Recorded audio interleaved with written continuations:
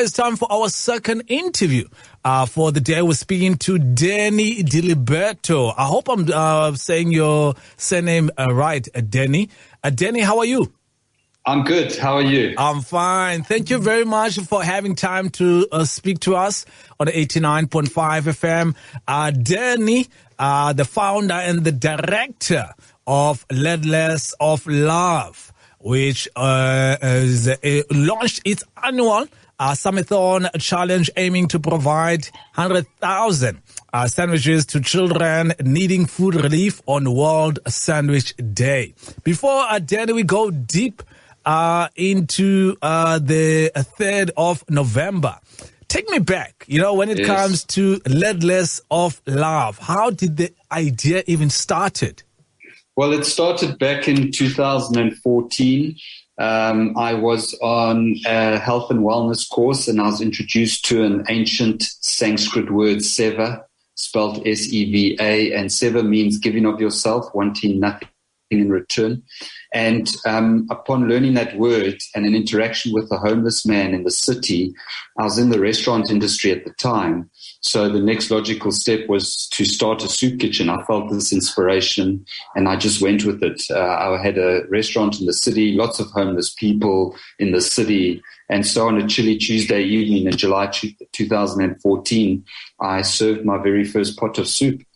And also when it comes to giving, apparently a lot of people are saying when you give, it does something to you as a human being. Did you also experience that?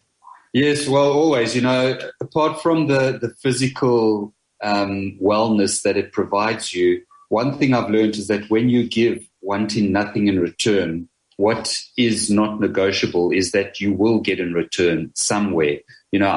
I've had, I'll give you an example where I had a whole bunch of homeless people a few years back. They arrived outside my restaurant. It was just before Christmas. They had a bunch of flowers and they started singing Christmas carols to me. Things like that. Or, the women warriors that we work with, that we support now in the communities, whenever they see me, the hugs that they give me, and they see me as some godly person, even though I'm not. But yeah, it's that type of giving that you get back in return that really feeds the soul. And then when it comes to the name, Ladles of Love, how did you come up with the name, or somebody said, use this one, Danny? Yeah, well, it's pronounced Ladles of Love. And I don't know if you know what a ladle is, but a soup ladle, it's that spoon with the long handle, and it's almost like a little bowl. I don't know how to explain. It's this big spoon that you dip into the soup, and it allows you to serve soup. That's a ladle. So because we were a soup kitchen in the beginning, I asked some friends to help me with the name, and about a year later, someone said to me, "Why don't we call it Ladles of Love?" And I thought, wow, that's it, because that's what we are. We just dish out a lot of love. I'm loving it, though. Who knows? Even maybe the logo can be the spoon.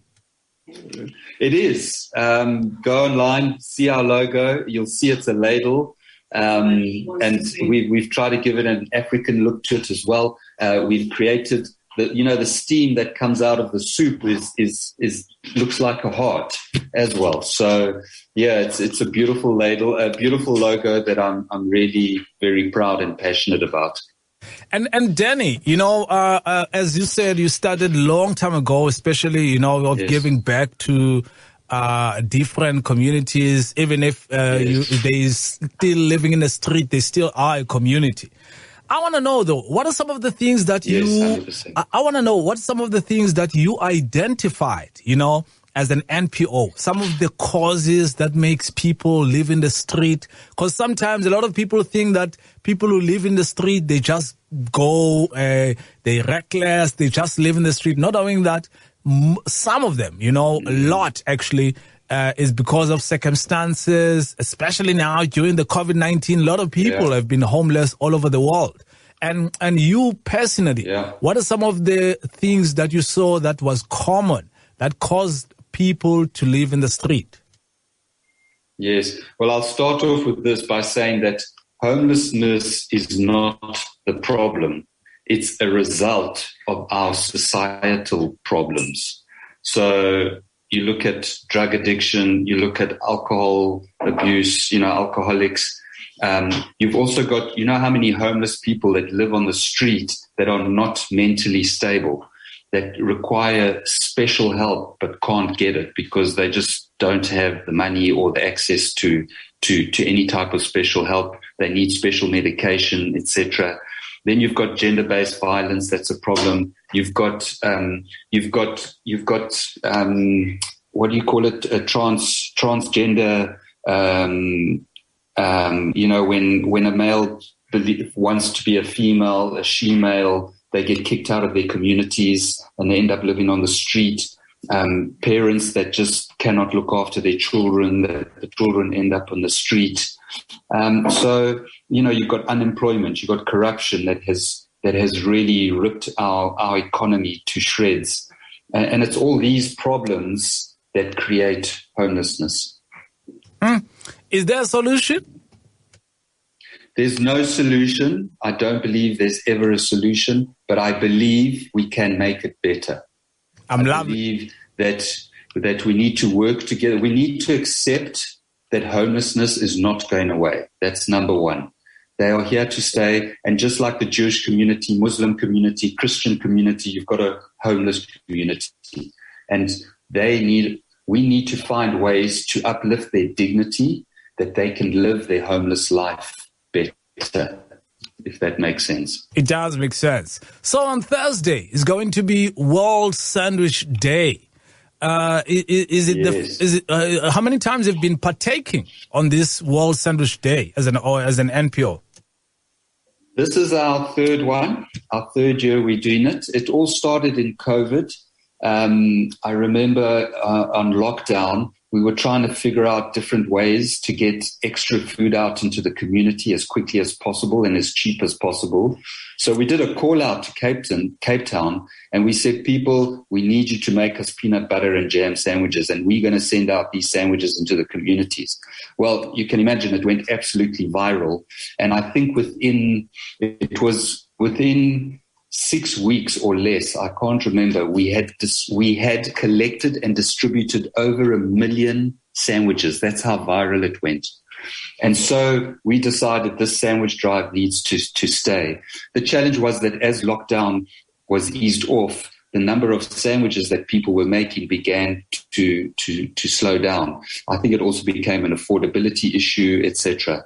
And so we just decided we need to find ways of encouraging people to continue making sandwiches, because you cannot believe the joy that a sandwich brings, especially to our little children. A simple sandwich that you and I take so much for granted. And it started back 3 years ago. The first one I remember, it was a challenge for me to make sandwiches for 24 hours straight, which I did. I can't remember how many sandwiches. I think I on my own made something like 6,000 or 7,000 sandwiches. Damn. That time. And then the following year we thought, nah, we can't do it 24-hour. Let's try and figure out another way. And that's when we decided to do our Sami-thon, but in a different way, by inviting corporates to come on board, take a table, and make as many sandwiches as they possibly could. And last year our goal was 50,000 sandwiches. And we reached that within 4 hours. So we thought, okay, this year we're going to go more. We opened our warehouse in Gauteng as well. So we're going to be doing it in Gauteng and in Cape Town. So we've raised the bar this year, and we've said, make 100,000 sandwiches. Is that possible? 100K? Can I tell you, on Mandela Day 2020, we decided to go for a world record for the most sandwiches made in an hour. The Guinness World Record is just under 45,000.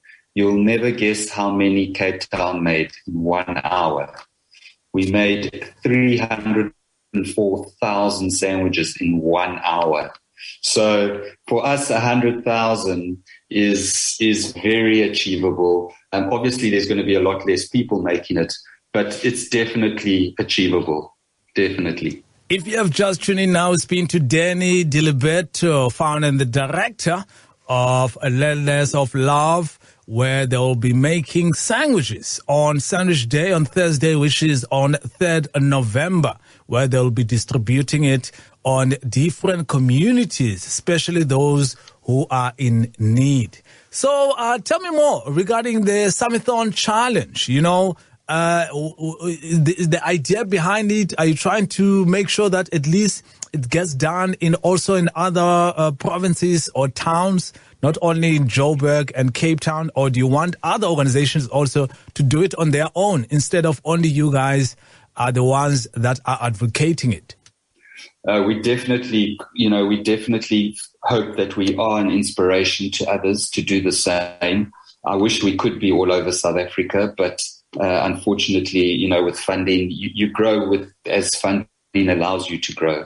So we definitely do call on people to make sandwiches and keep it simple. Peanut butter and jam. It's got the protein. It's got the sweetness. Use brown bread if you can. And it's such a simple thing. You can get it to us or just go out and serve and hand out the sandwiches. You cannot believe how much joy it brings and a moment of relief to those in need. So we definitely call on people, as many people, to make sandwiches all the time if they can. It would be wonderful. And where will they be distributed? So we work with a total, we've got 137 soup kitchens that we support in the Cape Peninsula and another 18 soup kitchens in Gauteng. So what we're going to do is we're going to make the sandwiches and then we call in on our guys to come and collect the sandwiches and then distribute them through their soup kitchens. So we will have all 100,000 sandwiches distributed within 24 to 36 hours. And then obviously with the love and giving back, let's come back to the Ladles of Love. As much as you guys are doing everything, to give back to the community, sometimes organizations like you, they always suffer due to, as you said earlier on, funding. How are you coping with that so far? Well, I realized a few years back that if I want to create impact, I need to run my organization like a business. Yes, we are a charity, but I cannot be seen. I personally cannot think of it as a charity. I need to think of it as a business. We need to invest money in marketing. We need to invest money in fundraising. We need to invest money in accounting practices, in donor reports, in social media, in customer relation management systems, etc.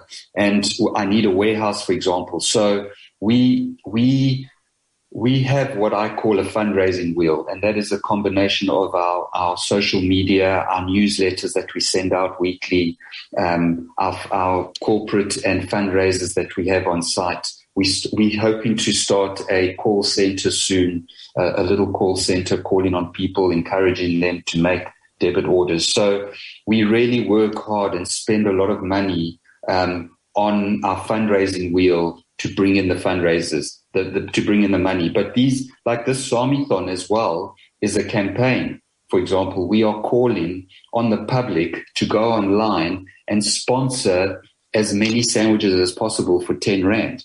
And if we can sponsor all 100,000 sandwiches, in other words, if we can get everyone to pay 10 Rand for 100,000 sandwiches, that brings in 1 million Rand for Ladles of Love.